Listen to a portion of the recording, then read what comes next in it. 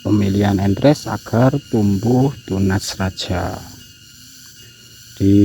Untuk tren kali ini atau tren 2026-2027 ini rata-rata semua orang pilihnya tunas yang seperti ini. Kalau dulu ranting dari yang ini ini buat entres, cuman kalau sekarang hampir rata-rata semua entresnya pakai raja. Jadi agar tumbuhnya nanti raja, pilihannya ada di entresnya seperti ini. Terus nanti yang seperti ini, walaupun yang seperti ini enggak ada rantingnya seperti ini juga akan tumbuh raja. Nanti saya akan spilkan untuk hasilnya dari yang ranting raja seperti ini, tunas raja seperti ini, tapi yang ini enggak ada siripnya. Ketika buat ngentres apakah akan tumbuh tunas raja? Saya jawab akan tumbuh tunas raja, walaupun enggak disetting. Ada kalanya seperti itu. Jadi untuk entresnya seperti ini penjelasannya. Sebelumnya kami ucapkan assalamualaikum warahmatullahi wabarakatuh. Kembali lagi di YouTube Kopi Balap, channel yang membahas seputar dunia perkebunan kopi. Jadi buat teman-teman semua yang menyaksikan atau nonton video ini, kami ucapkan terima kasih dan semoga apa yang kami bagikan ini membawa manfaat buat semuanya, khususnya petani pemula di Nusantara. Oke, kita akan bahas seputar entres. Jadi ini baru aja saya ambil entres. Ini untuk klonnya, ambil di sana, ambil di tempat sendiri. Jadi di tempat sendiri ada yang udah tumbuh segini, kita buat entres.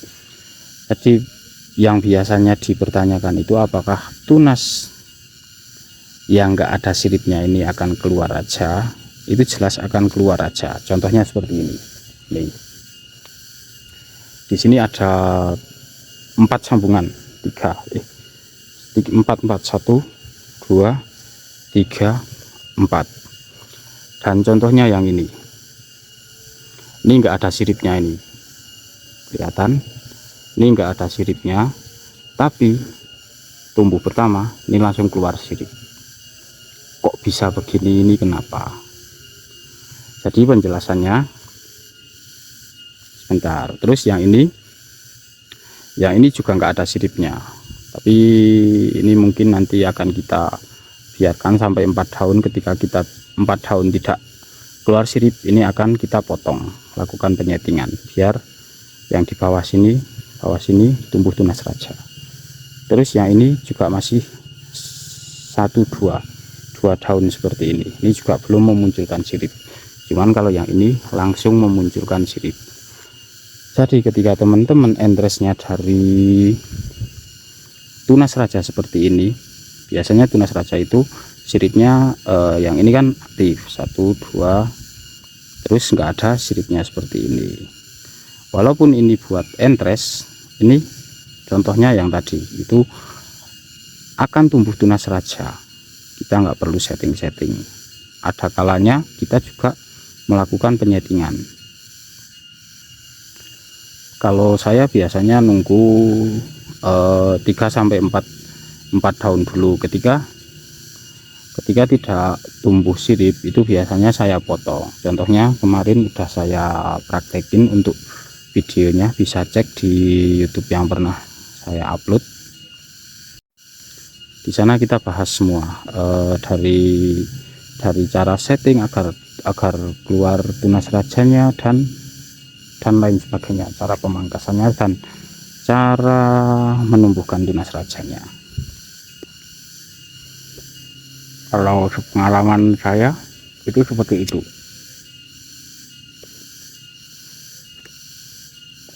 Kalau teman-teman mau yang langsung bener-bener keluarnya raja itu pakai yang seperti ini, yang langsung ada siripnya seperti ini. Ini 95% ketika tumbuh itu langsung tunas raja ketika pakai yang sirip, langsung sirip seperti ini. Cuman kalau yang seperti ini ada kalanya kita harus setting dulu, harus buang dulu yang ranting produktifnya. Jadi kalau misal teman-teman banyak interestnya, itu mending pakai yang langsung ada siripnya ini, agar jadinya stek payung atau stek langsung keluar rajanya. Oke, ini tak tunjukin lagi yang kemarin sempat saya potong, yang kemarin sempat saya setting. Kalau yang ini 1 2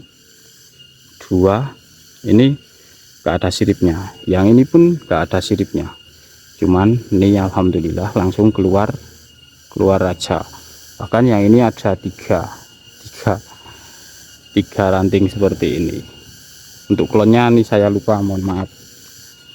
Ini yang kemarin saya potong.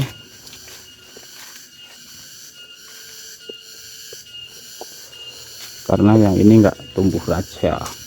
Ini sampai 4 daun kemarin. Terus saya potong di bagian sini. Dan yang ini insya Allah akan raja. Jadi untuk titenannya atau untuk pengamatannya, ketika ini tunas ranting, terus yang tumbuh di bawah tunas ranting itu biasanya tunas raja. Terus contoh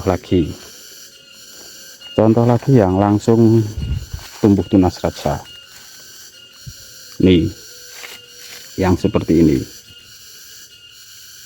ini ada siripnya kanan kiri, ini otomatis nanti akan langsung tumbuh tunas raja. Contoh yang udah hidup ini, yang ini kan kemarin ada siripnya di bagian sini, terus ini tumbuh di bawahnya, dan ini langsung ada siripnya atau tunas raja. Yang ini 1 2 3 4 belum ngeluarin sirip, tapi insya Allah kalau yang ini insya Allah langsung raja juga.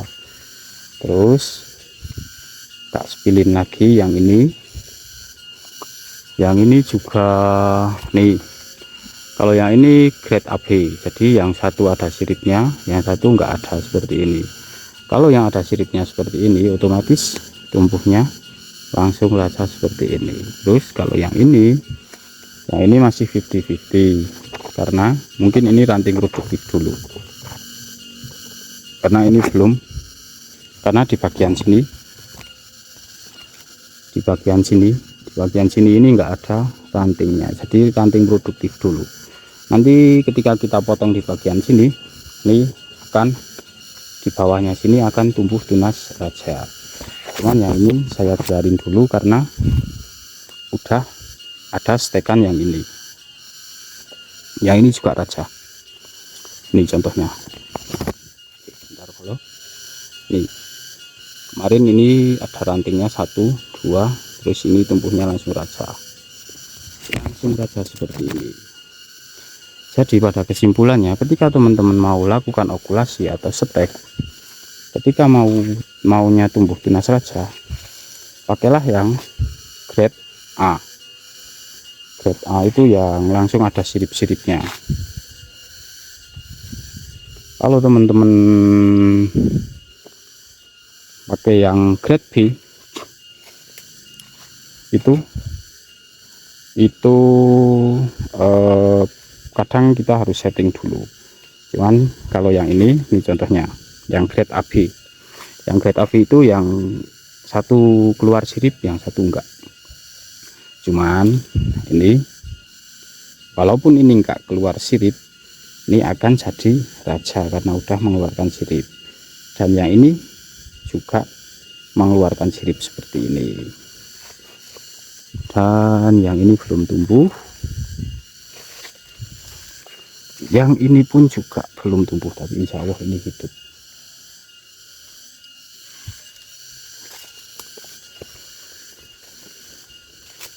Jadi pentingnya kita melakukan pemilihan dari bibit itu seperti itu.